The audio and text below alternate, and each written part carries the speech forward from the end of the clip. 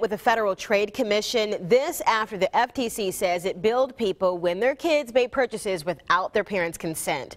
Specifics on that agreement in tonight's Daily.com, plus precautions to take so it doesn't happen on non-Apple devices.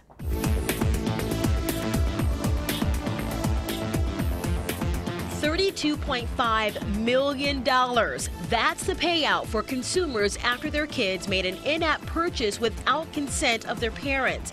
It sounds like a lot of money for Apple, but it's really a drop in the bucket. The company reported a $7.5 billion profit in its final fiscal quarter of 2013. Now, this multi-million-dollar settlement comes following an investigation from the Federal Trade Commission. In our complaint, we describe stories from individual parents whose children racked up hundreds and even thousands of dollars of in-app charges. For example, one consumer reported that her daughter had spent $2,600 in the app Tap Pet Hotel. Others reported unauthorized purchases by children totaling more than $500 in the apps Dragon Story and Tiny Zoo Friends.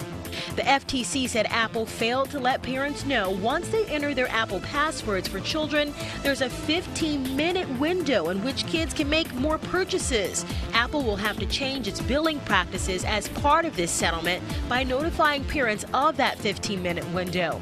It's got until March to do so.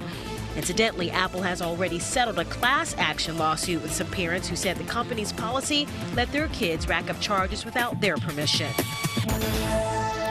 And this kind of mistake can happen on other devices too, where you store your credit card or banking information. So you can either stick with using a password requirement for these in-app purchases, or if you have a Google device, you can set up a restricted profile that denies access to the Google Play Store altogether. All right, what are your thoughts on small children being